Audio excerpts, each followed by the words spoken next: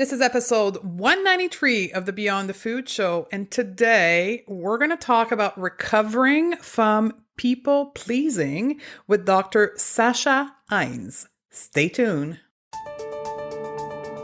Welcome to the Going to Beyond the Food Show. I'm Stephanie Dozier, clinical nutritionist and emotional eating expert, creator of the Going to Beyond the Food method, and founder of the Going to Beyond the Food Academy. Corporate executive turned health expert with my own journey with weight, body image, and food. It's now my mission to help smart, successful women like you live confidently right now and unconditionally. Ready, sister? Let's do this. Hello, sisters. How you doing? This is Stephanie Dozier, your host and your leader in Going Beyond the Food. A quick update before we get started with this very empowering interview with Dr. Sasha Heinz. We just completed the Intuitive Eating Project last week. So I'm speaking to you on June the 18th here. And I had the honor of leading those women through a process really of self-discovery. That's what intuitive eating is. It's about coming back home to ourselves, to our own power that we've given away for years to diet culture and paleo, keto, and all of those things that we've done to our body in an attempt to lose weight. So it was my honor, and I've been posting some of the testimonial of some of those ladies on particularly social media, Instagram and Facebook. And it's really empowering to see that these women were able to come back home very easily and very quickly. And I hope perhaps to be able to lead you into this process of learning intuitive eating. So if you are interested, we're running the second round of the Intuitive Eating Project starting June the 24th. I know it's kind of short notice, but that's why you need to be on our community so you can get those notifications. But perhaps you can join us. If not, then the next one I think is going to be in August, mid-August of this year. So make sure that you are part of our email community or that you are registered on the wait list. All of the links can be found in the show notes. So back to this week's topic, which is really a question that came from our academy student, people pleasing. I speak as people who have been challenged with our body image, with our weight, with being caught up in diet culture and dieting for years, have become people pleaser. And I believe that part of the reason that we are caught into this is because we want to find worth. And this worthiness, the self-esteem that we're seeking, we're finding it through pleasing other people and getting positive feedback sent back to us of how good we are and how helpful we are. And then it becomes a pattern. It becomes a way of getting this positive reinforcement that we aren't giving to ourselves in the first place. And because we need it viscerally, we need value as human being. And because we're in a constant battle within and constant negative self-talk within, we're not giving it to ourselves, so we seek it outside, and then we develop this pattern of being people pleaser. So we're sitting there trapped into this pattern because we feel that that's who we are. So I'm here to tell you today, and Sasha will tell you the same thing. We aren't born people pleaser. It's a coping mechanism that we adapt ourselves to survive. And that's what Sasha is going to really dive into. And just a little bit of background on Dr. Sasha Heinz. She's a PhD in developmental psychologist. She's an expert in positive psychology, behavioral change, and getting unstuck. That is her specialty. Sasha is a working mom. She has a beautiful little daughter, and she's coming from a place just like you and I of having been challenged with food. So we're going to talk about what is exactly the disease of people pleasing, how it manifests into our life, why it affects women more than men, and how to learn to say no, which is the most important part, and how to let go of this opinion of other being so important to us. You ready? Let's do this, sister. Welcome to the show, Sasha. Thanks. I'm so happy to be here. I am very excited to be here as well with you to help the listener with this whole people-pleasing thing. We did a survey recently with our community, and when we ask women what gets in the way of you doing the work, right? The whole mindset work, to have a healthier relationship with food in their body, people-pleasing came in as number 2. So I would like for you as the expert. By the way, I'm curious, what was number 1? Number 1 is the need to lose weight. Okay. So women recognize, so that's a good conversation starter. Women recognize that there is a mindset and a mind thinking issue around food, but the value of them losing weight is more important than releasing or healing their mindset. Got it. Does that make sense to you? Yep. Uh-huh. So what we find is we have a lot of body image work to do first for women to open up to the mindset work. Right. That's right. That's why intuitive eating is so scary for people. Yes, that's exactly it. The idea that you might gain weight before you lose the weight is not exciting for most people. That's not what they want to hear. No. So that's the number 1. So the need to lose weight. And number 2 is, but my husband doesn't believe in this thing, or but I don't have the time, or but I need to put my kids first, or but. It's all about other things in their life but themselves. Mm-hmm. So we round this up to call people pleasing. How would you define, as the expert, people pleasing? Oh my goodness. Well, big question, right? Yeah, big question. My definition, I think, is not necessarily scientific or technical, but I would say that, people pleasing is a habit, and it derives from earlier interpersonal dynamics in one's family of origin and the way that they interact with people, also their temperament and other things. But typically, anyhow, we can get into that later. But I think that people pleasing is, at the end of the day, you will end up being full of resentment. It turns people into what I call a lying bag of human resentment. I love that. And it sounds so pretty, right? It's an easy way to say, like, oh, but, I had to do this for them, and I had to say yes to this, and I just felt so guilty. Right? It seems it's wrapped up in beautiful wrapping paper and a beautiful big bow, but it's basically, a steaming pile of excrement wrapped up in a bow. That's what people pleasing is. It is not being kind. It is not being thoughtful. It is not being generous or of service to others. Because when you are engaging in those behaviors and you are genuinely doing things for the sake of contributing and being generous and kind, it doesn't leave you with this hangover of being irritated and pissed off. You're doing it because it's an autonomous choice. When you're doing it because you feel compelled, like, I must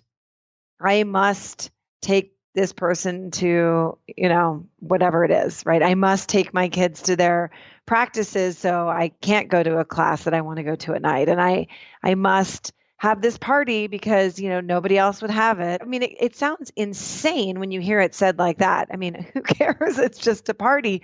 But this is how we operate, right?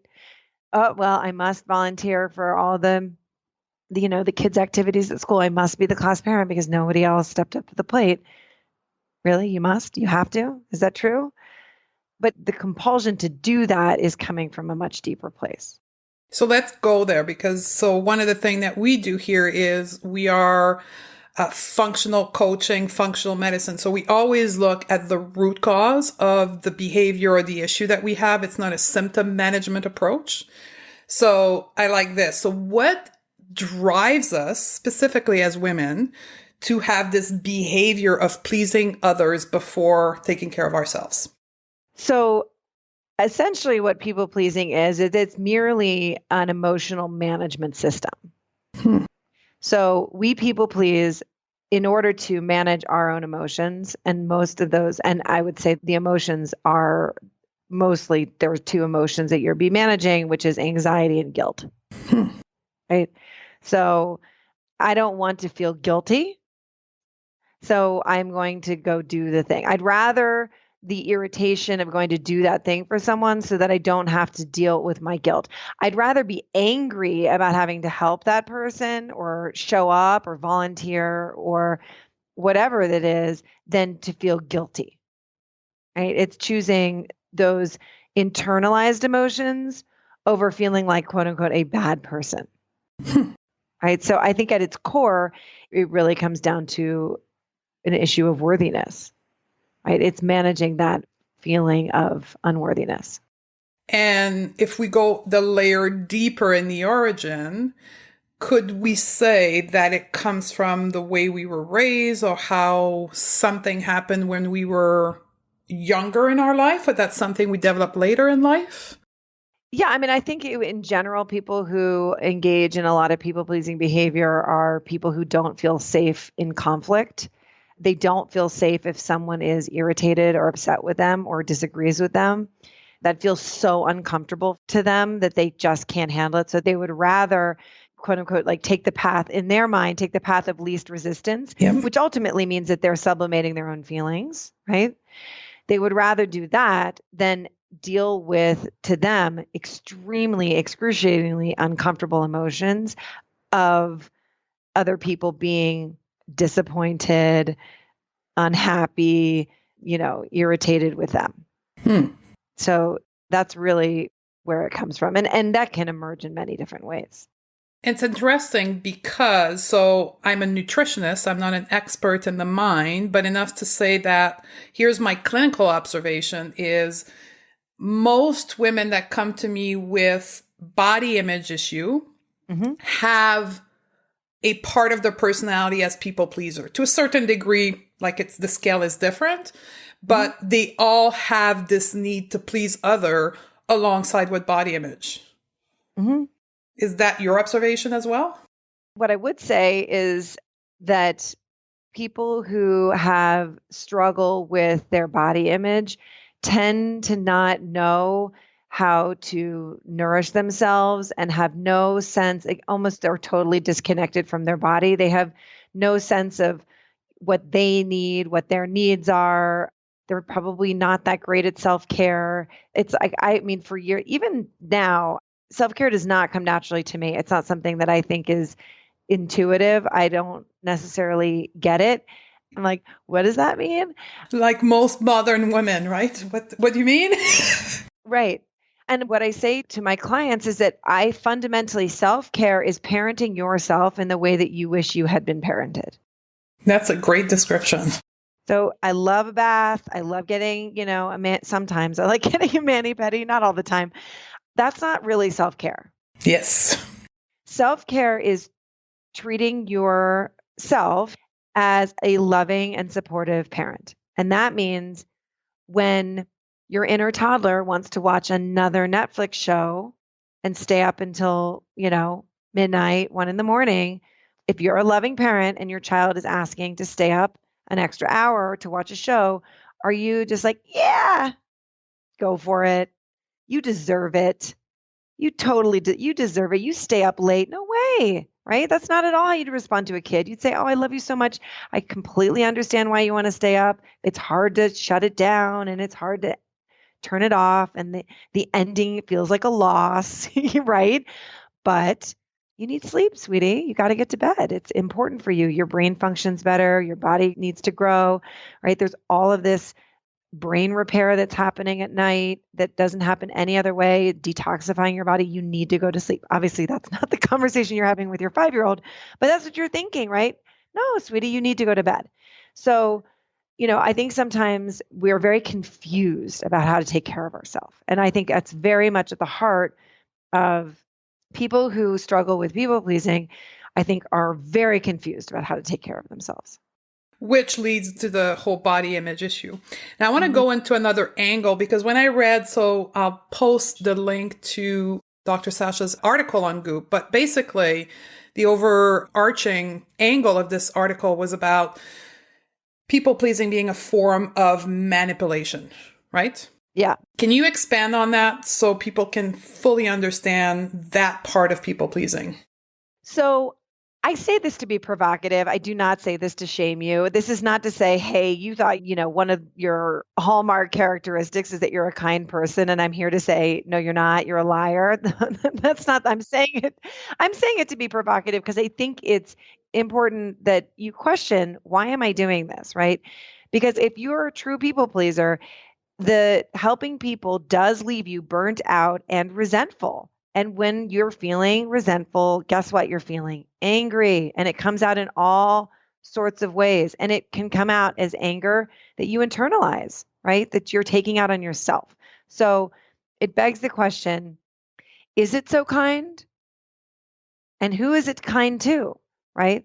And when you're in your mind silently screaming at that person that asked you to do that thing, and you're saying, okay, oh, here I am doing all of the work. We're both supposed to be volunteering for this, and I'm the one who's doing all the work, and you're not doing anything. But meanwhile, you're smiling, everything's fine, but you are not happy internally, right? The energy that you're experiencing, the emotional experience that you're having is one of anger, right? So is that kind? I think it's worth questioning. So I say it to be provocative, but the reason that we, contort ourselves to other people's expectations is that ultimately we want to feel better, right? Either we want their praise, we want their love, we want their appreciation, or we're so terrified of their disapproval and their displeasure. Like that's so terrifying that we basically do anything to avoid that. Yeah, and I think when you study, so I'll correlate that to body image. When you study the root cause of body image, is this fear of rejection, which is one of the most primal part of us as human being part of the tribe, right? Right. Right. And so what I'm saying is the reason I think it's worth questioning is because the reason that you're doing the motivation to people please is not from this altruistic desire to help or to be of service. It's really coming from the motivation is so that you can feel better. Right. Absolutely. And when you begin to see it in that way, like, oh, I'm doing this because I'm scared of not feeling good, or I want their approval and approbation. When you realize that, it helps to see it in a different light. It doesn't feel so pretty anymore. Yes, I think that's the key point of the whole interview here is really understanding that behavior from that point. So let's move to now that we see it from that different light, how do we, quote, recover from people pleasing? What's your approach? Well, this is hard for people who have disconnected from their bodies, but the work is being able to sit with negative emotions. So that means being able to sit with this idea. By the way, this is anathema to most people who engage in this behavior, the idea that someone might actually be disappointed and irritated with you. What? No way, right? Run for the hills. That's the work. The work is to learn how to sit with that and allow it to be okay. Someone can be annoyed with me and it's okay.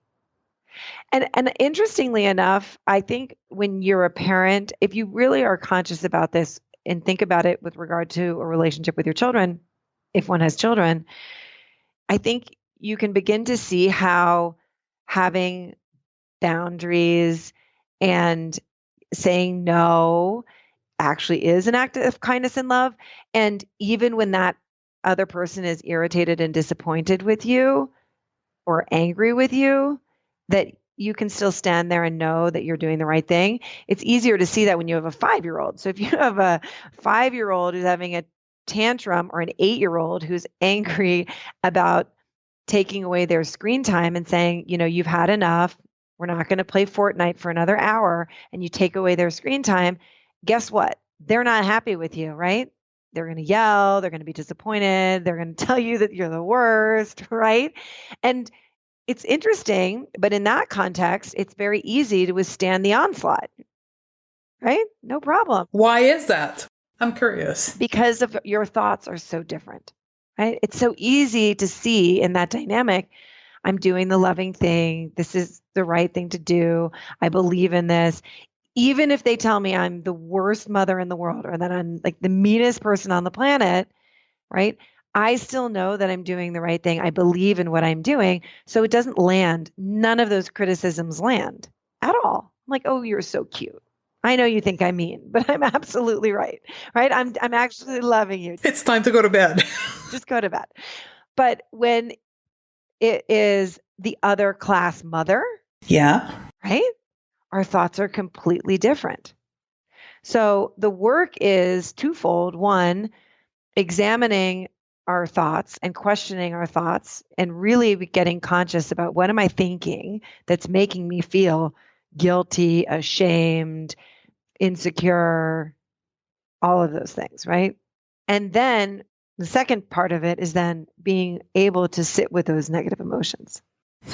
And instead of resisting them, and the way that we resist those negative emotions is we engage in emotional Novocaine. So we overeat, we overdrink, we overwatch TV, we procrastinate, right? Everything that's legal. Yeah. We say yes. We say, sure, I'll do it, no problem, just to avoid that feeling, right? It's a form of emotional Novocaine. People pleasing is another form of emotional Novocaine.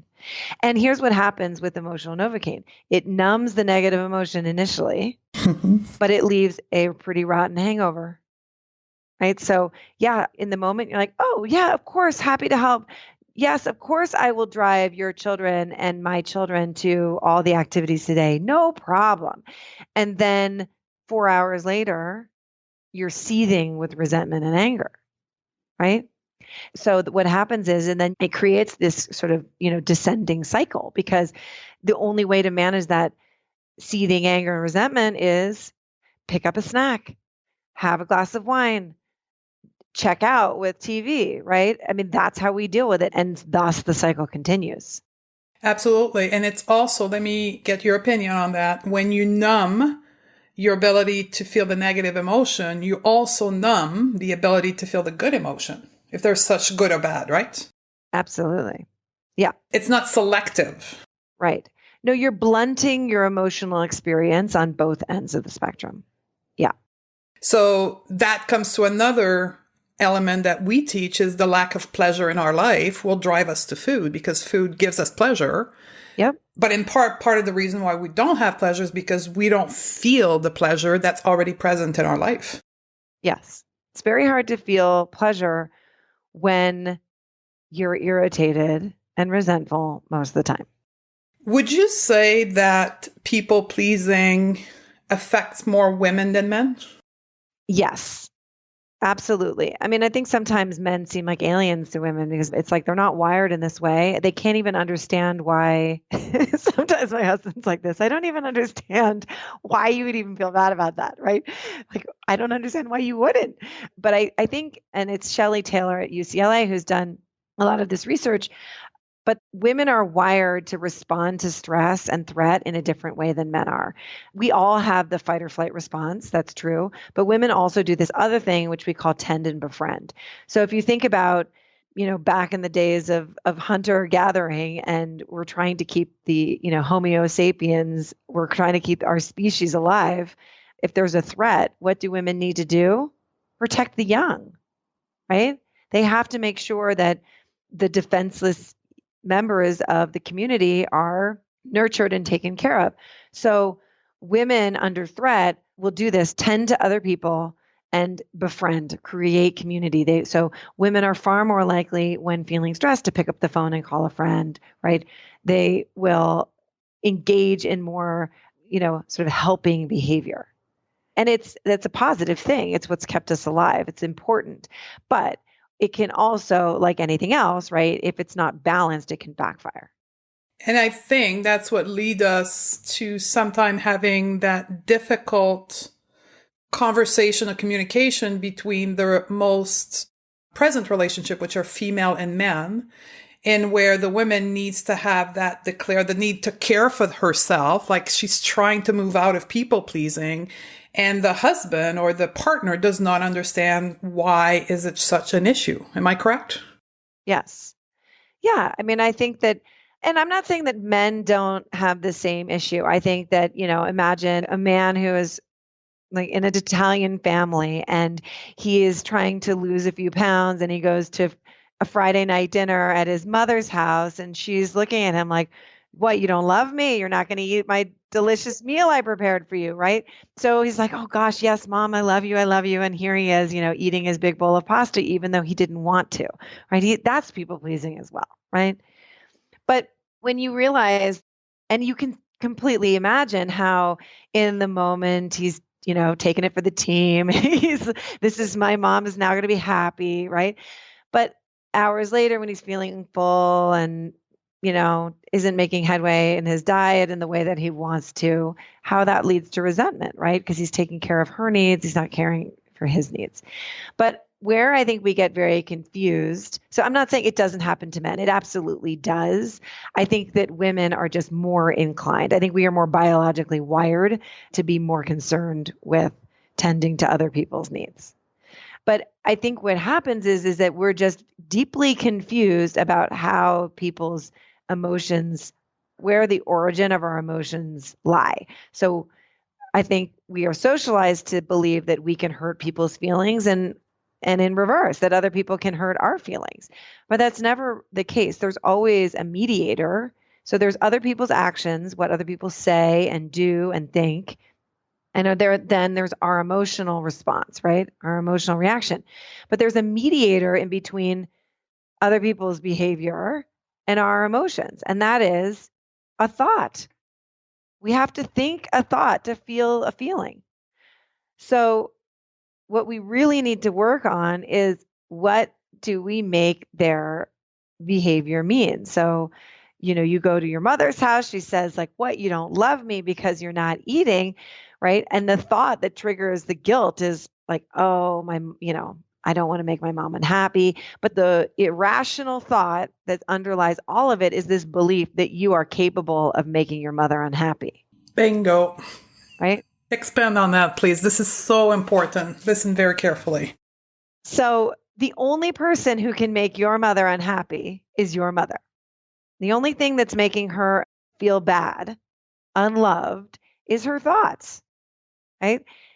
How do I know that? Because you could be sitting there with the most brimming with love for your mother and still not eat the pasta that she's prepared. And have one serving, not three, right? And it has nothing to do with how much you love her. It has everything to do with how you want to take care of yourself, right? So for her to believe that that is about you not loving her is incorrect, right? But she's creating that emotion in her body. That feeling that she's feeling is not created by you. How could it? Because you're full of love. It's created in her brain, right? It's all an internal process that's happening with her. So when we still believe that we are capable of making other people feel badly, and that other people in turn are capable of making us feel badly and hurting our feelings, it is just relationship toxicity. And compensating behavior such as eating, body image, and all of that stuff. Sure, because now the other person, we've handed over, we've outsourced, the power that we have to manage our own emotional life to somebody else. And we've made somebody else responsible for our happiness. Of course. And then it becomes easier because then we get to blame them, right? Then we get to scapegoat them. It's your fault. You're the reason. I can't take care of myself because you won't let me. Mm-hmm. Right? But that's never true. And it's if we come full circle to the first question, it's why we don't do the work, because we don't know that we're responsible and we lay that responsibility to someone else. And then we engage in people pleasing. Yeah. I think people pleasing is just a consequence of this thought that they can hurt my feelings, I can hurt their feelings. And that's what we call emotional intelligence, is understanding that that's not the truth and going through the work of learning how to be responsible for your own emotions. Yes. It's very scary. It's a very scary process for people, right? Because you might understand this truth that I can't hurt your feelings and you can't hurt my feelings, but they might not understand that truth. So they are going to say to you, you hurt my feelings. You made me feel bad. And an old pattern in you is going to want to say, oh my God, I'm so sorry. I'm a terrible person, right? So it takes a lot of self-awareness and it takes a lot of courage, to be able to appreciate where they're coming from, understand where they're coming from, and disagree with them at the same time and say, and you don't have to say it to them, but you can know that the emotions that you're feeling, I have nothing to do with them. And it's the whole self-esteem, self-confidence. I want to make sure we have the time before we end this for you to talk about your own story and journey with people pleasing and compensating behavior and how you came to do this work. So people can see, and women listening can see how this can come full circle to where you are today. Mm-hmm. I think I just learned early on, and as I think a lot of women do, or young girls do, that I felt that my sense of self and my worthiness as a human being, it was only validated by other people's external opinion of me. So I didn't feel good about myself unless that was being mirrored to me by somebody else. So how do I control that situation? Well, I morph and contort, to be and to do whatever I think those other people want me to do, right? Whatever context I'm in. So it's a fairly empty way of living because, you don't feel like you have some sort of core anchor to who you are. You don't have a sense of self. You're just a professional shapeshifter. And it can work for a while because you can get a lot of praise and accolades from the outside world, like, oh, the good girl, what a good girl, right? You could get a lot of that. But I think that from many women, you get to this place, you sort of hit that wall where it just doesn't work anymore. You just feel rudderless and empty and lost. And certainly that was, going on in my life. And first I had an eating disorder in teenage years, which was anorexia and then morphed into bulimia. And anorexia was sort of a short period. And bulimia just really took over my life. I was bulimic for 7 years. And I never thought I would recover from it, to be completely honest. I thought I would never be normal again. I thought I would never have a day that wasn't obsessed with what I'm eating, how much I'm eating, when I'm eating, what are other people eating, what am I eating in comparison to them? It was like this constant calculation in my head. It was exhausting and frankly boring. Meaning there was really not much going on in my life except for obsessing about food. So, I think about this for so many women. Like, imagine taking that mental obsession out of your life. How much time would that free up for you? What could you do with your life? What could you engage in? What could you get passionate about? What hobbies could you pursue? What could you create? Kind of remarkable. I've heard this with so many of my clients. When they work through that process, they're just shocked by how much space is in their life. I can't believe how much of my mental energy and my time during the day was focused on food. And I felt, the same way. I was lucky to find, and that's how I became a coach. I found a coach in my early 20s. She really helped me recover. She had long-term recovery from bulimia, and she really helped me recover. And that totally changed my life and changed the direction of my life. And it was absolutely what got me into this work. I had just a yearning to understand myself because indeed an eating disorder in my case, or, disordered eating to a lesser extent, is addictive behavior.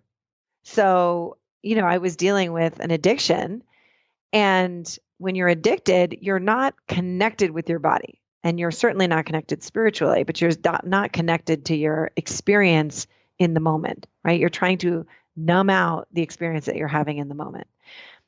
You're trying to feel something else than what you're feeling right now. So I was very illiterate when it came to my emotional life. So then I became fascinated with, how do I become fluent in emotions? How do I learn to feel my feelings and experience life and all of these emotions? A lot of them are not necessarily pleasant: anxiety, shame, guilt, anger, irritation, without wanting to, quote unquote, take the edge off, right? So this is really the work that got me. My experience, my personal experience is what got me into this work as a coach and as a psychologist. That's a beautiful story because two things.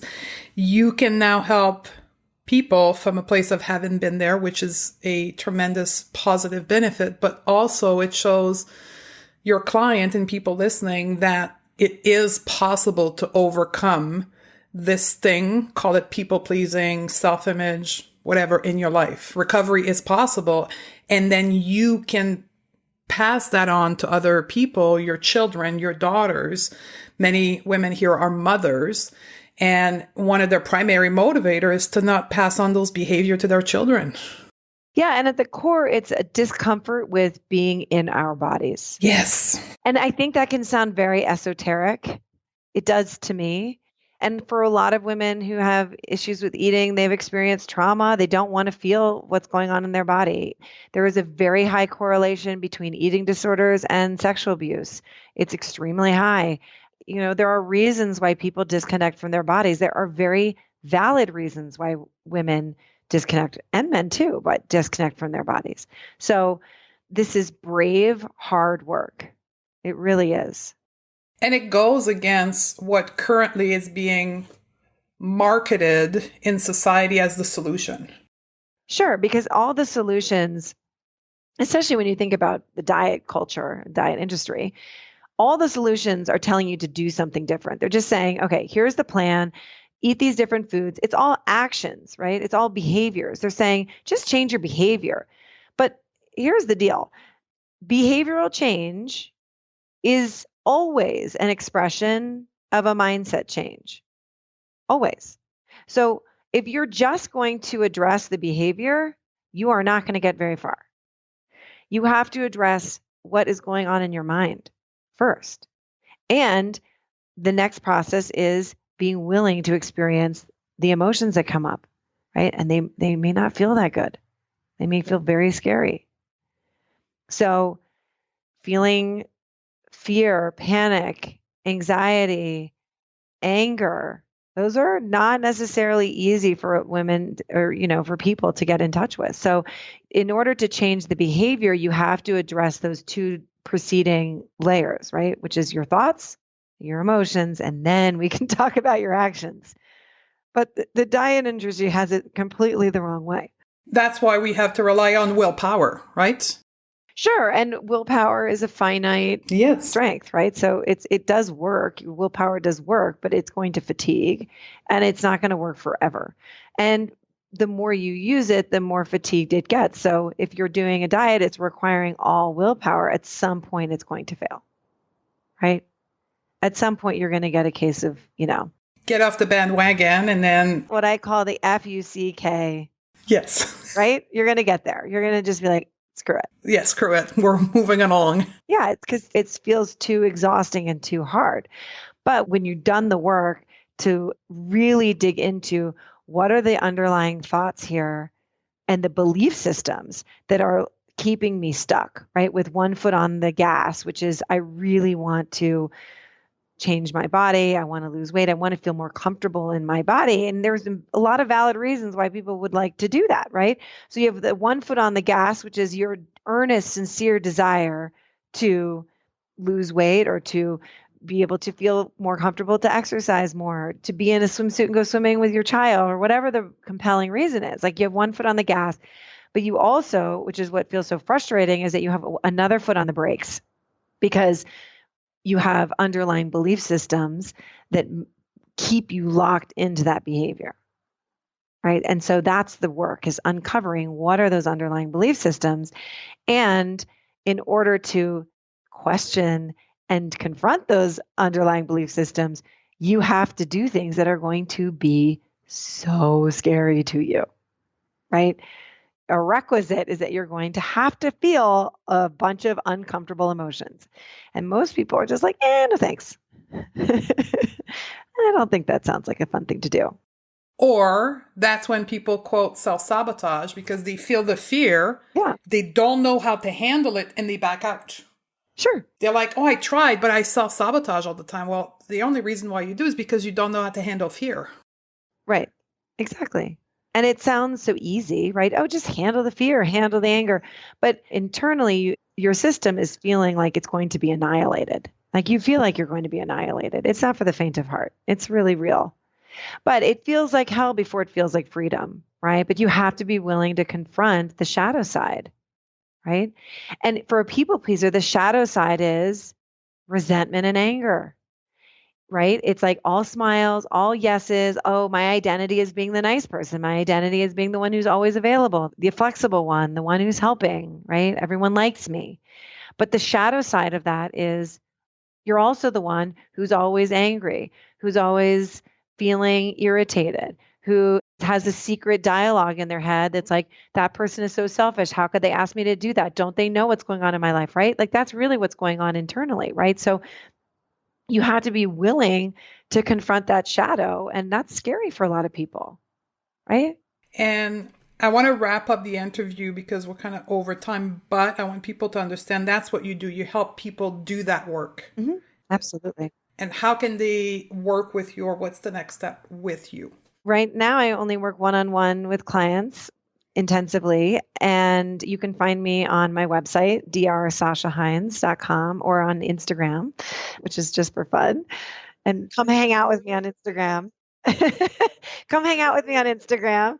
It's the same handle, drsashaheinz. Yeah. But it's a very good Instagram account, by the way. I'm going to link it. Thank you. Yeah, very educational, very empowering. That's the type of Instagram account you want to be following because it's empowering you and inspiring you versus the whole fitness body thing. You want to delete those accounts and go and follow Sasha. Yeah. I mean, I think just as a parting word, I would say anything that you're reading, following, watching that doesn't make you feel good, if it makes you feel less than, it makes you feel icky, turn it off. You do not have to follow it, right? If it doesn't create an emotion that's motivating you to be the better, best version of you, the most self-loving, caring version of you, turn it off. Unfollow. Yeah, Flush you're it. not going to hurt their feelings by unfollowing them. I know all you people pleasers are like, Nope. but I can't unfollow. They'll be mad at me. Yes, you can. Yes, you can. They can deal with their own emotions. There's even a function on Facebook that's called, I think, invisible blocking. I discovered that recently, where you can, like personal accounts, you can actually stop seeing somebody's post without them knowing. There you go. So for all the people pleaser. Right, exactly. It's designed for people pleasers. Yes. Thank you very much for given us this time on your schedule. I know you're a busy mom and a busy practice, so I really appreciate your time today. Oh, it's so much fun. I love talking about this topic. Thank you. There you have it, ladies. I hope you learned a lot. I know for me it was a very passionate discussion. And I've got your little homework or your little exercise for you at the end of this podcast, which I'm trying to do at every podcast. I may forget from time to time, but here's the reflective, intuitive journaling question that I would like you to reflect on. If my weight could talk, what would it say to me? I know, right? Big question. But the answer is within you. So I know you can find that. Let me repeat that. If my weight could talk, what would it say to me? Good question. So let's reflect on that and perhaps share on social media. Don't forget to grab your intuitive eating guide in the show notes, stephaniedozzi.com/193. Join our community. And I will see you on the next episode. And love you, girls. Bye.